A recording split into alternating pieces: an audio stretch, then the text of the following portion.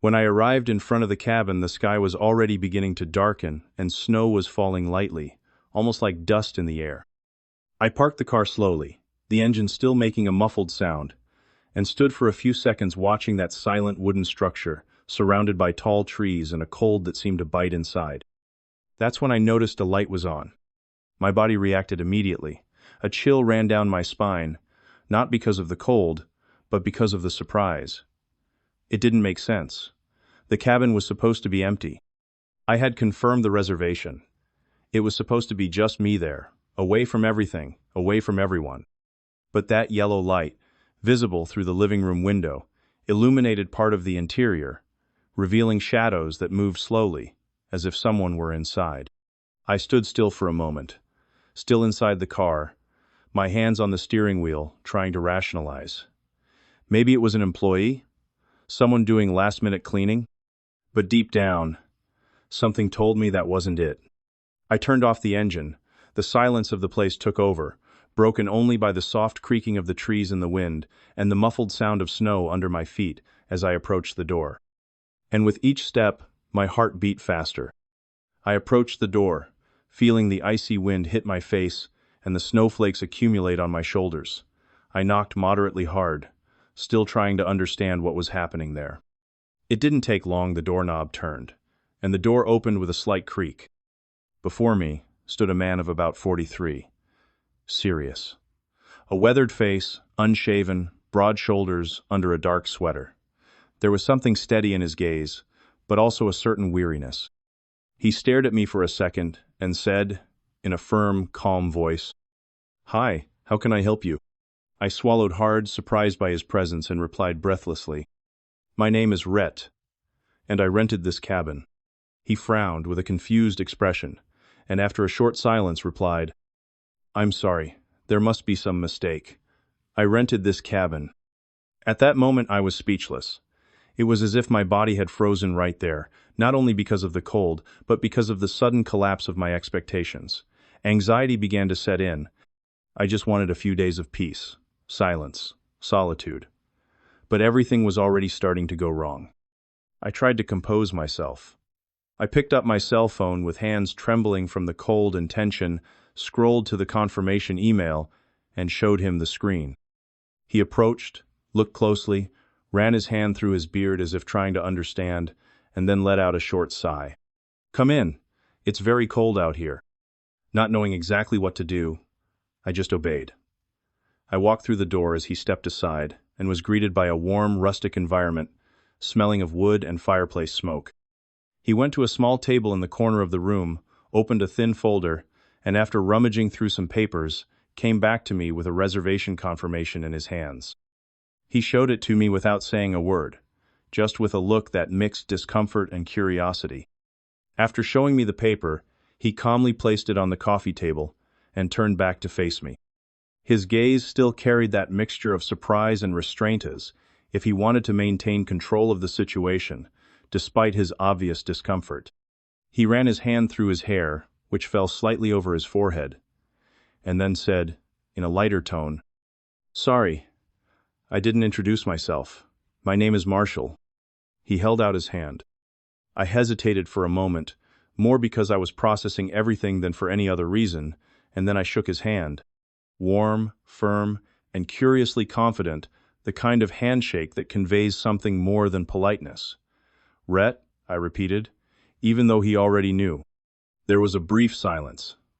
Not the uncomfortable kind, but the kind that arises when two people didn't expect to have to share the same space and are trying to figure out what that means. He then took a deep breath, as if accepting that the situation was out of control, and said, "Okay, we can't solve this today. There's no cell phone reception here, and there's no way to get back with all this snow. There are 2 bedrooms. Sleep here. Tomorrow we'll see what to do, okay?" I nodded slightly, relieved that he hadn't sent me away, and replied, "Okay, thank you." He looked at me for a second, then smiled and said casually, "I'll make some hot soup for us, okay?" "Thanks," I replied sincerely. That simple gesture offering food and shelter broke the tension that still hung in the air. I picked up my bags and went to one of the bedrooms. The space was small but cozy. A corner lamp illuminated the dark wood walls, and a thick wool blanket covered the bed. I dropped my luggage on the floor and stood there for a few seconds, breathing deeply. The silence of the cabin, broken only by the soft noises coming from the kitchen, seemed to envelop me little by little. Then I went to the bathroom. The hot water took a while to come out, but when it did, it was like a hug. I washed away the dust from the road and the weight of the day from my shoulders. And for a few minutes, I let the water run, trying to remember what had brought me there, and trying not to think too much about the man on the other side of the door. When I got out of the shower, the mirror was still covered in steam, and the warm air contrasted with the cold coming from under the door.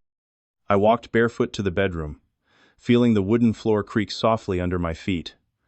I was ready to lie down when I heard his voice coming from the kitchen, firm and kind. "Rhett, dinner's ready," I replied in a calm tone. "Okay, I'm coming." I put on some comfortable clothes-thick sweatpants and a long-sleeved shirt that already smelled like the soap we used at home, and left the room. When I got to the kitchen, the yellow light created a cozy atmosphere, warmed by the steam from the still smoking pot. Marshall was already sitting at the table, a simple wooden table with two bowls facing each other. He had placed sliced bread in the center and 2 glasses of water. It was very basic, but there was something almost intimate about the scene. He looked up when he saw me and nodded slightly, indicating that I could sit down. As we sat at the table, the sound of spoons touching plates was the only thing that filled the room for a few moments. The soup was simple but delicious, well-seasoned, comforting. Marshall ate in silence for a while, as if choosing his words, until, in a slightly lower voice, he began to speak. He said he was going through a difficult time, that he needed some time away from everything to organize his thoughts, his feelings, his own head. He didn't go into much detail, but there was a hidden weight between the lines, a kind of exhaustion mixed with frustration. I nodded slowly, feeling that I understood that feeling, and replied sincerely, "I'm on vacation. I just wanted a quiet place to get away from my own problems for a few days."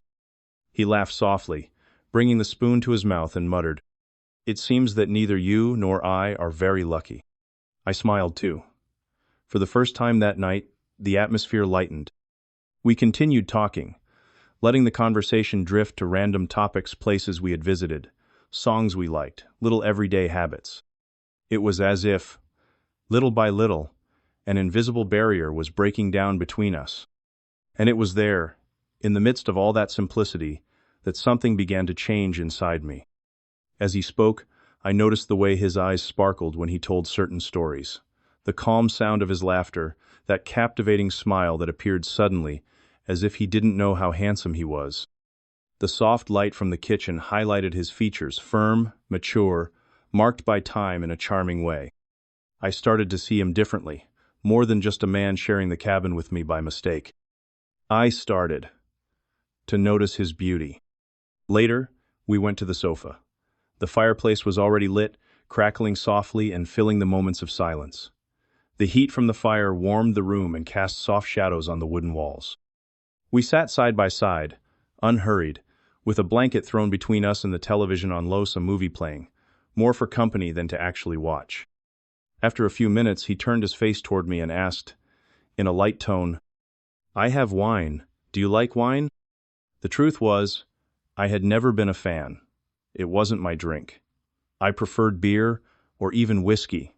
But there, at that moment, in that setting, I didn't think twice. "Sure, I love it," I replied, almost without hesitation. He smiled, as if he already knew that would be my answer, and got up. He walked to the kitchen and returned shortly after with a bottle in his hand and 2 glasses already partially filled. His eyes were calm, but there was something in his smile. Something that said more than words. He sat down next to me again, stretched out his arm, and handed me one of the glasses. "Shall we make a toast?" "Sure," I said, holding the glass carefully, feeling the cold glass against my fingers. "But what shall we toast to?" He looked at me with that same calm gaze as always, but with a different sparkle, and replied, "To unexpected encounters." I smiled. It was automatic.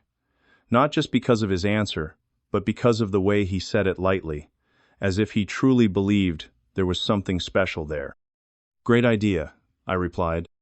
The glasses clinked together with a soft, almost symbolic sound. We toasted and began to drink. The wine was coming to an end.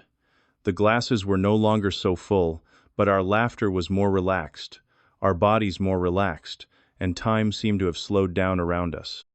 The warmth of the fireplace, mixed with the effect of the alcohol, created an enveloping atmosphere, almost hypnotic.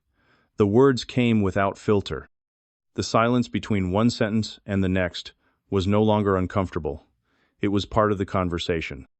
We were already quite cheerful. Not drunk, but light, loose, with fewer defenses. And then, at some point, a pause between a joke and a lingering glance, he approached me. He didn't say anything. He just leaned in slowly and kissed me. It was quick, hot, direct. At first, I didn't react. My body froze, but not out of fear. It was more like something inside me needed a second to understand that this was really happening. He pulled away immediately, a little tense, and whispered in a low, almost regretful voice, "I'm sorry." But before the silence between us grew, before he backed away for good, my hand went to his face.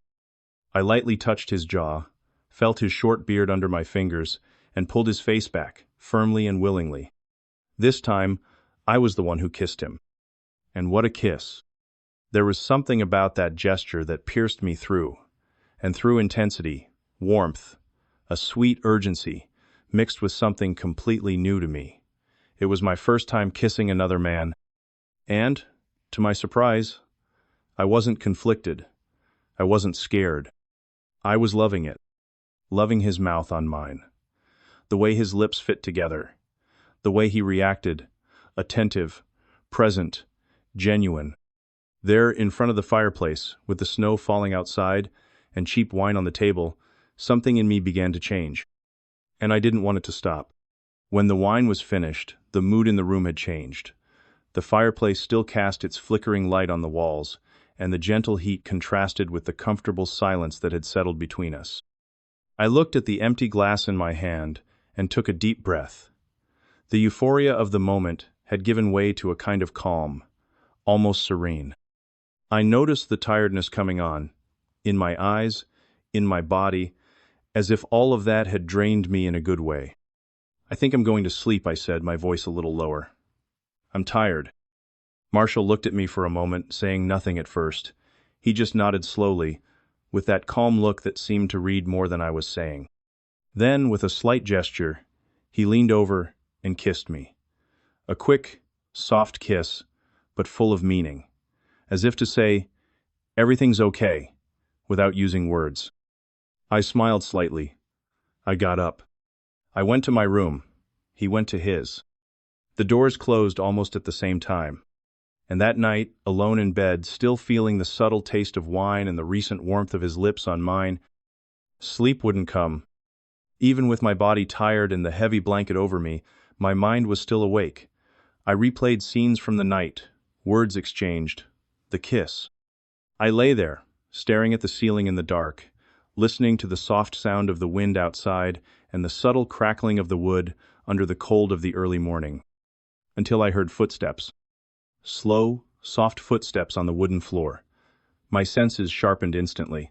The doorknob turned slowly, and the door opened with a subtle creak. The soft light from the hallway outlined Marshall's silhouette standing there, motionless for a second. He took 2 steps inside, and, in an almost whispered tone, asked, "It's very cold. Can I sleep with you?" My heart raced, but my answer was immediate. I didn't think, I didn't weigh it up, I didn't hesitate. "Of course," I said, pulling back the blanket and turning to the side, making room on the bed. He came in and closed the door carefully. He walked over to the mattress and lay down beside me, calmly, as if he were entering a sacred place.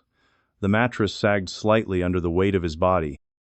And then, without needing to say anything else, our bodies began to move closer together, naturally, as if they were meant to be there. The closeness brought warmth, first in our shoulders, then in our legs, until the cold disappeared completely. And so, We slept. A silent, deep, shared sleep. As if in that simple gesture sharing a bed on a cold night, there was something much greater than either of us was ready to admit. I woke up early today. I'm in the kitchen now, making coffee, while I look out the window and see the snow falling heavily outside. The world outside seems silent, white, and distant. I don't know if I'll be able to go back today. The roads are probably blocked. But, the truth? The truth is, I don't even know if I want to go back. Marshall is still asleep. I'll wait for him to wake up to see what we're going to do, and then I'll come back here and tell you what we decided. Don't forget to subscribe to the channel and leave a like to follow part 2. The full version uncutus in the comments for those who want to experience this story to the end. My name is Rhett. I'm 36 years old, and this is my story. Kisses, and see you soon.